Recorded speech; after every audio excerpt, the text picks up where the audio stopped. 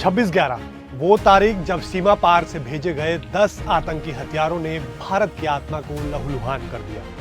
26/11 जब देश की आर्थिक राजधानी मुंबई पर खौफनाक हमला किया गया और 60 घंटों तक आतंकवादी छत्रपति शिवाजी टर्मिनस, ताज होटल, लियोपोल्ड कैफे और नरीमन हाउस जैसी तमाम जगहों पर बेखौफ हो बेकसूरों का खून बहाते रहे। ऐसे में सारा देश केंद्र में बैठे सत्तासीनों से आतंक के खिलाफ ठोस कार्रवाई की उम्मीद लगाए बैठा था, लेकिन उन्होंने कुछ नहीं किया। लेकिन वहीं 2014 के बाद सीमा पार आतंक के खिलाफ देश उठ खड़ा हुआ, जब प्रधानमंत्री नरेंद्र मोदी के साथ एकजुट हो देश ने ललकारते हुए कहा कि बस बहुत हुआ, अब और नहीं सहेंगे। इसीलिए सीमा पार से जब उरी पर हमला किया गया तो हमने LOC पार कर आतंक के खिलाफ की सर्जिकल स्ट्राइक। जब पुलवामा में खून बहाया गया तो हमने बालाकोट एयर स्ट्राइक से आतंक के हौसले पस्त कर दिए, और जब पहलगाम में निर्दोषों का कत्लेआम किया गया तो हमने ऑपरेशन सिंदूर से दुश्मन के घर में घुसकर आतंक की कमर ही तोड़ दी। आतंक के आकाओं को नए भारत की खुली ललकार है।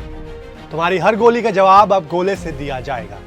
तुम्हारी कायरता से भरी आतंक की करतूत को अब भारत के खिलाफ हमला समझा जाएगा। संभल के रहो, ऑपरेशन सिंदूर अभी जारी है।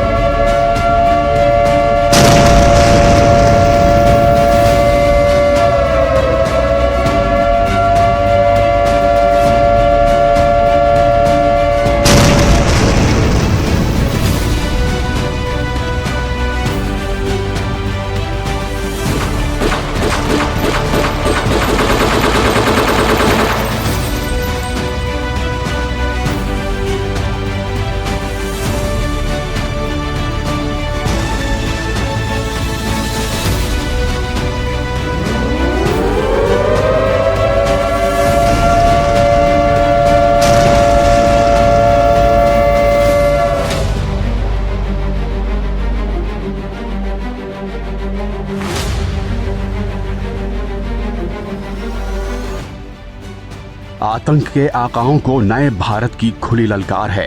तुम्हारी हर गोली का जवाब अब गोले से दिया जाएगा।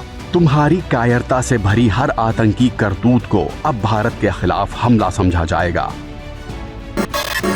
हमारे लिए देश और देशवासियों की सुरक्षा से बढ़कर कुछ भी नहीं है।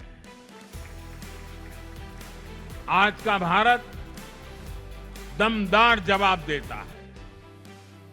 आज का भारत घर में घुसकर मारता है। ये दुनिया ने ऑपरेशन सिंदूर के दौरान देखा भी है और गर्व की अनुभूति भी की है। ऑपरेशन सिंदूर ने सीमा पार के शैतानी इरादों को धूल में मिला दिया। ऑपरेशन सिंदूर का प्रहार इस कदर तेज, इस कदर सटीक था कि घबराया पाकिस्तान अब आतंक की नई हाइब्रिड वॉरफेयर रणनीति को इंप्लीमेंट कर रहा है, जहां घुसपैठ अब सीमा पार से नहीं बल्कि की जा रही है हमारे ही समाज के भरोसे के भीतर से। दिल्ली में हुई भयावह घटना ने सभी के मन को व्यथित कर दिया है। मैं पीड़ित परिवारों का दुख समझता हूं। आज पूरा देश उनके साथ खड़ा है। भारत अब शहरों के भीतर छिपे खतरनाक टेरर मॉड्यूल्स का मुकाबला कर रहा है। फरीदाबाद में 2900 किलो विस्फोटकों के पकड़े जाने और अहमदाबाद से जहरीली गैस रेसिन बनाने की खौफनाक आतंकी कोशिशों के सामने आने से अब साफ है कि भारत का सबसे खतरनाक दुश्मन अब बॉर्डर के उस पार से घुसपैठ करके अटैक नहीं कर रहा, बल्कि वो हमारे ही बीच घुल मिल कर जी रहा है। Crypto funding, stable coins, online micro money transfer और डिजिटल रिसर्च ग्रांट के बहाने से टेरर फंडिंग। अब खतरा शांत, अदृश्य और हमारी रोजमर्रा की जिंदगी में घुला हुआ है। आतंक के आका अब अपने तौर तरीके बदल रहे हैं। इसलिए भारत भी अब दुनिया को साथ लेकर बॉर्डर के उस पार से फैलाए जा रहे आतंक को हर मोर्चे पर परास्त करने के लिए पूरी तरह से तैयार है।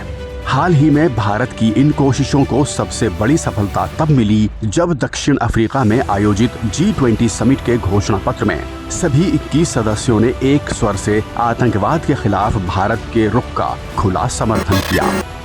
आतंकवाद पर भारत के जीरो टॉलरेंस की नीति का समर्थन करते हुए G20 साउथ अफ्रीका समिट के लीडर्स ने घोषणा पत्र में ऐलान किया है कि G20 सभी तरह के आतंकवाद की कड़ी निंदा करते हैं। इसमें कोई भी अपवाद नहीं हो सकता। G20 घोषणा पत्र के पैरा 6 में आतंकवाद के विरुद्ध सख्त रुख अपनाते हुए कड़ी निंदा की गई है। साथ ही अवैध पैसों के प्रवाह के खिलाफ कड़ी कार्रवाई के साथ ब्लैक मनी और टेरर फंडिंग के खिलाफ भारत के रुख का खुला समर्थन करते हुए इसे भी घोषणा पत्र में शामिल किया गया है।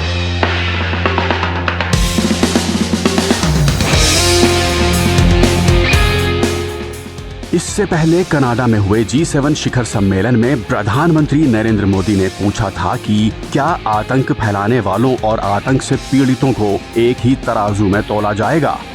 पीएम मोदी ने G7 में साफ कहा था कि आतंक या आतंकियों का साथ देना पूरी मानवता के साथ विश्वासघात है। इससे एक कदम आगे बढ़ते हुए ब्राजील में हुए ब्रिक्स सम्मेलन में सभी सदस्य देशों ने आतंकवाद के खिलाफ जीरो टॉलरेंस की भारत की नीति का समर्थन करते हुए अपने घोषणा पत्र में ऐलान किया। हम आतंकवाद की कड़ी निंदा करते हैं, चाहे उसकी प्रेरणा कुछ भी हो, चाहे वह कभी भी कहीं भी और किसी के भी द्वारा किया गया हो।